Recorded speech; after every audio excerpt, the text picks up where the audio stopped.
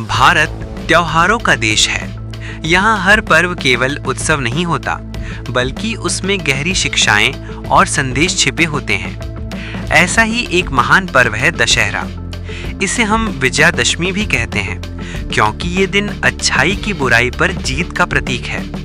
दशहरे के पीछे दो प्रमुख कथाएं हैं। पहला, भगवान श्री राम द्वारा रावण का वध, और दूसरा, माँ दुर्गा द्वारा महिषासुर का संहार। इन दोनों कथाओं का गहरा प्रभाव भारतीय संस्कृति और समाज पर है। आइए इसे विस्तार से एक कहानी की तरह समझते हैं। भाग 1, राम और रावण की कहानी। भाग 1, अयोध्या से लंका तक की यात्रा। त्रेता युग में अयोध्या के राजा दशरथ के पुत्र भगवान श्री राम का जन्म हुआ। राम अपने सत्य, धर्म और मर्यादा पालन के लिए जाने जाते थे। वनवास के दौरान रावण ने छल से माता सीता का अपहरण कर लिया और उन्हें लंका ले गया। राम ने सीता की खोज के लिए वानर राज सुग्रीव और हनुमान से मित्रता की। हनुमान जी लंका पहुंचे और माता सीता को संदेश दिया। इसके बाद भगवान राम ने वानर सेना संग समुद्र पार करके लंका की ओर कूच किया। भाग 2, युद्ध का शंखनाद। लंका में युद्ध का शंखनाद हुआ। रावण की विशाल सेना और राम की वानर सेना आमने सामने खड़ी हुई। कई दिन तक भीषण युद्ध चलता रहा।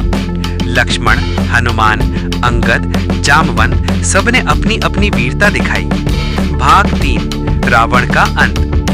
अंततः आश्विन मास के शुक्ल पक्ष की दशमी तिथि को भगवान राम और रावण आमने सामने हुए। घमासान युद्ध हुआ। रावण ने अपने कई मायावी अस्त्र शस्त्रों का प्रयोग किया, परंतु अंत में भगवान राम ने ब्रह्मास्त्र से उसका वध कर दिया। रावण की मृत्यु के साथ ही अधर्म का अंत हुआ और सत्य की जीत हुई। भाग 4, विजयादशमी का नामकरण। यही दिन विजयादशमी कहलाया, क्योंकि ये विजय के दिन था। आज भी इसी दिन रावण के पुतले दहन किए जाते हैं, ताकि हम बुराई को जलाने और अच्छाई को अपनाने का संकल्प लें। भाग 2, महिषासुर मर्दिनी की कथा। भाग 1, महिषासुर का आतंक। एक समय की बात है। महिषासुर नामक राक्षस ने कठिन तपस्या की और ब्रह्मा जी से अमरत्व का वरदान मांगा। ब्रह्मा जी ने कहा, अमरत्व संभव नहीं है, कोई ना कोई मृत्यु अवश्य देगा। महिषासुर ने चालाकी से कहा, तो मुझे किसी स्त्री के हाथ से ही मृत्यु हो। उसे लगा स्त्रियां कोमल और कमजोर होती हैं, वे उसे कभी नहीं मार सकेंगी। वरदान पाकर महिषासुर अहंकारी हो गया। उसने देवताओं को हराकर स्वर्ग पर कब्जा कर लिया। भाग 2, देवी दुर्गा का अवतरण।